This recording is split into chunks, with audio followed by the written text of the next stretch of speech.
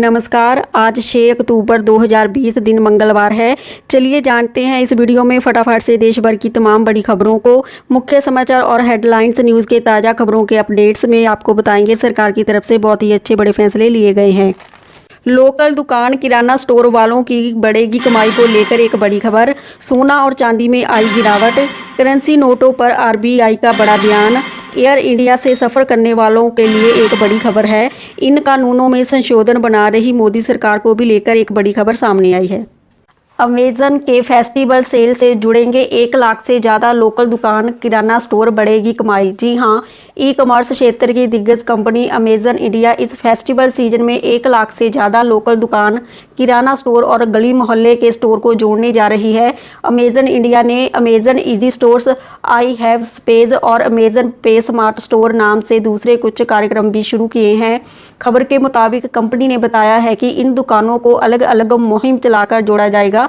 Company ने कहा है कि 20,000 से ज़्यादा ऑफलाइन रिटेलर, किराना और लोकल दुकानदार पहली बार ग्रेट इंडियन फेस्टिवल में हिस्सा लेंगे। जे रोज़मर्रा के सामान, बड़े उपकरणों और घर की सजावट के सामानों की बिक्री करेंगे।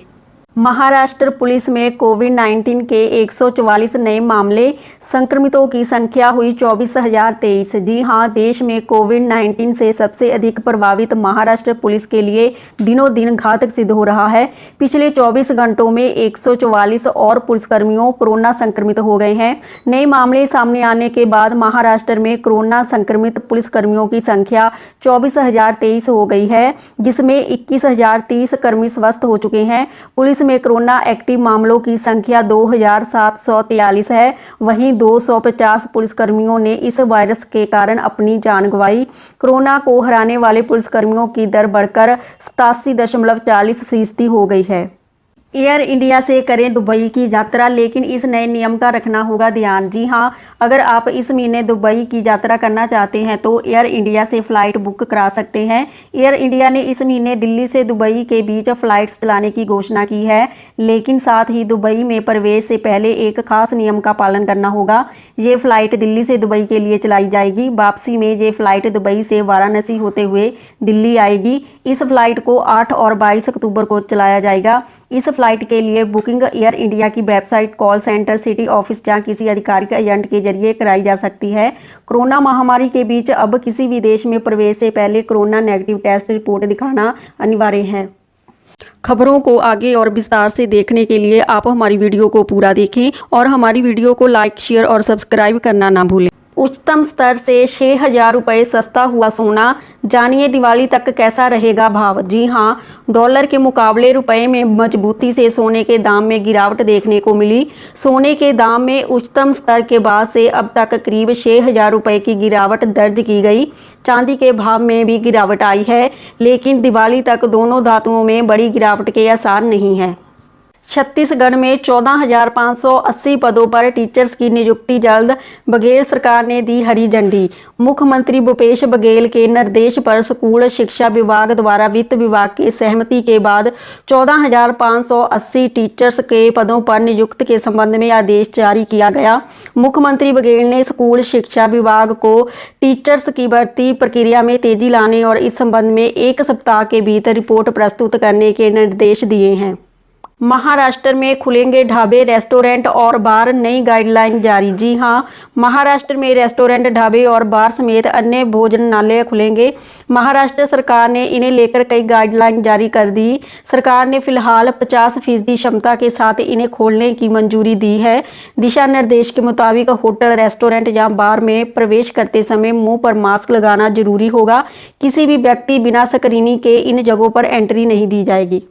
इन 2 बड़े कानूनों में संशोधन की योजना बना रही मोदी सरकार। जी हां, केंद्रीय गृह राज्य मंत्री जी किशन रेड्डी ने कहा है कि केंद्र सरकार आईपीसी और सीआरपीसी में संशोधन लाने का मन बना रही है। अंबरपेट विधानसभा क्षेत्र में 280 सीसीटीवी नेटवर्क के इनॉग्रेशन को पहुंचे केंद्रीय गृह राज्य मंत्री ने कहा, हम आईपीसी और सीआरपीसी में संशोधन पर विचार कर रहे हैं। इस पर सुझाव भी मांगे गए हैं। आरबीआई का बड़ा बयान, कहा करेंसी नोटों से फैल सकता है कोरोना वायरस। जी हां, आरबीआई ने ये साफ किया है कि करेंसी नोट द्वारा किसी भी प्रकार का बैक्टीरिया या वायरस फैल सकता है और इसलिए करेंसी के उपयोग की बजाय लोगों को डिजिटल भुगतान का अधिक से अधिक इस्तेमाल करना चाहिए। Confederation of all India traders द्वारा भेजे गए एक सवाल के जवाब में भारतीय रिजर्व बैंक ने एक मेल में यह बात कही है। आरबीआई ने कहा है कि लोगों को करेंसी नोटों के स्थान पर ज़्यादा से ज़्यादा डिजिटल भुगतान का उपयोग करना चाहिए। पंजाब नेशनल बैंक ने शुरू किया ग्राम संपर्क अभियान, गांव में कैंप लगाकर दिया जाएगा लोन। जी हां, राष्ट्रपिता महात्मा गांधी की 151वीं जयंती के मौके पर पंजाब नेशनल बैंक ने ग्राम संपर्क अभियान शुरू किया है। इस अभियान के तहत बैंक देश भर में ग्रामीण इलाकों में कैंप लगाकर लोन बांटने के साथ अन्य बैंकिंग सुविधाएं देगा। ग्रामीण इलाकों में लोगों की ज़रूरत के मुताबिक उन्हें लोन ऑफर किए जाएंगे। बैंक के कैंप में जो भी लोन लेने आएंगे उन्हें तुरंत लोन का अप्रूवल मिल जाएगा। इस अभियान के तहत डिजिटल और सामाजिक सशक्तिकरण के जरिए ग्रामीण अर्थव्यवस्था के साथ जुड़ने का प्रयास कर रहा है।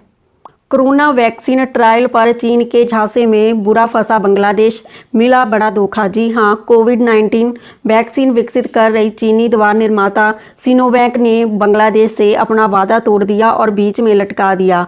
अब वह तीसरे चरण के परीक्षण से पहले बांग्लादेश से पैसे मांग रहा है।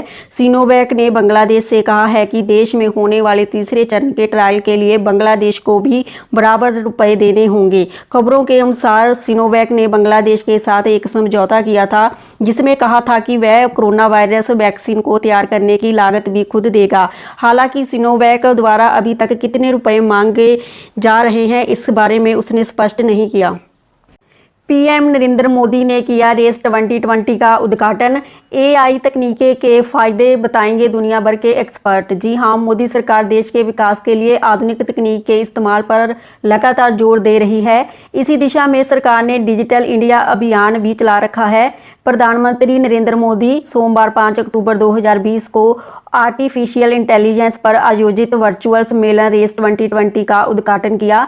इसके जरिए देश में अलग अलग क्षेत्रों में किस तरह विकास किया जा सकता है और आम लोगों तक इस तकनीक का फायदा किस तरह पहुंच सकता है, इस पर चर्चा की। इसमें 125 देशों के आर्टिफिशियल इंटेलिजेंस पर काम कर रहे एक्सपर्ट शामिल हुए। मौसम विभाग ने बिहार सहित कई राज्यों में तेज हवाओं के साथ बारिश का जताया अनुमान, मछुआरों को दी चेतावनी। जी हां, मौसम विभाग ने उत्तर अंडमान सागर और बंगाल की खाड़ी में 9 अक्टूबर 2020 के करीब एक कम दबाव का क्षेत्र बनने की संभावना जताई है। इसके चलते 6 अक्टूबर को ओडिशा में, 7 अक्टूबर को झारखंड, बिहार और छत्तीसगढ़ में भारी बारिश होने की संभावना बनी हुई है। अगर हमारी वीडियो पसंद आई तो इसे लाइक, शेयर और सब्सक्राइब कर दें।